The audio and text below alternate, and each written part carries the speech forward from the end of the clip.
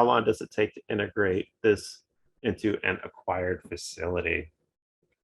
So I've made a checklist that I use, and basically I go through that checklist. Once we get it under contract, we run the numbers, we'll look at it, we'll make sure it makes sense for us.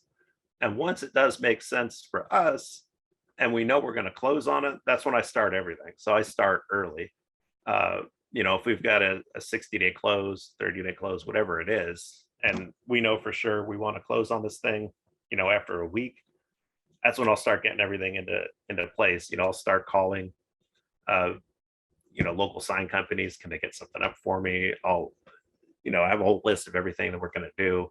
I'll call the county. I'll see if we need a occupational tax certificate. Do they take, do we have to take sales tax and things like that? So I'll start everything as soon as I know I'm going to close on the facility, and just work at it until we get it done. So on closing day, I should have the StorEdge, what you're looking at now, I should have that set up and functional, with either waiting for everyone's information to get in, or I should already have everyone's information in there. And then the day of closing, that's when I'll send out all my notices. So if I have their email address, they'll get their email address of change of ownership. And then we also send out physical mail to all the tenants, like, hey, we've just closed on the facility. This is the new management company. This is how things are going to operate. We say it nice though, but so we send that out on the day of closing. So everything should be in line for you to just hit the ground running on closing day. But I mean, our early facilities, we've done all that after closing because we didn't know what we were doing. Now that we know what we're doing, we get it all done beforehand, just so we can hit the ground running and get it all integrated quickly.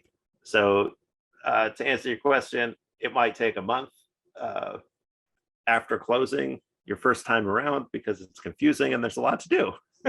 But once you've done it, or once you're with us and you got that checklist and things like that, it should go pretty quick. But so the move out process, basically we tell them they need to leave it broom swept, broom clean. And then we tell them they need to take a picture of the unit so that we can see the unit number. They need to have the door open, and we need to be able to see that the whole thing is empty. And then we ask them to take a picture of the row as well. We've had people in the past pull the stuff out, put it behind them, take a picture of the empty unit, close the door, and then they just leave a bunch of garbage behind you. So you got to minimize all of that. And so you just got to make sure you're checking everything. And that's what our boots on the ground person will do as well. So if we've got a picture from the tenant of an empty unit, the next time our boots on the ground person is out there, they'll just go and confirm that, one, it actually is empty, and two, they didn't leave trash anywhere else. So, and like I said, we don't do the deposit fees anymore. But if we were doing deposit fees, we would ask them for the photos, but we wouldn't refund them their deposit until after our boots on the ground person went out to the facility, double checked it, make sure there wasn't trash in the aisles, make sure the unit was actually empty. And then we also asked them to put a combination lock on the unit once they're done with it. So they close it up, they slide the little shackle over, and they put one of our combination locks on there. And every one of our units is always locked, whether it's ready to rent or whether it's being rented. They're all locked. With an unmanned facility, you need everything to be secured.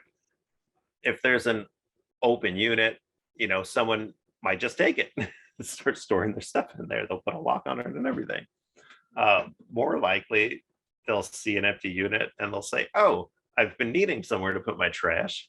So they'll put their trash in it. So you need to stop that from happening.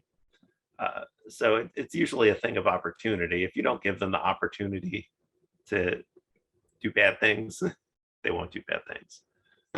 So that's how we minimize that. One of the big questions we had was, how do you manage your locks? I talked about putting the combination lock on the unit.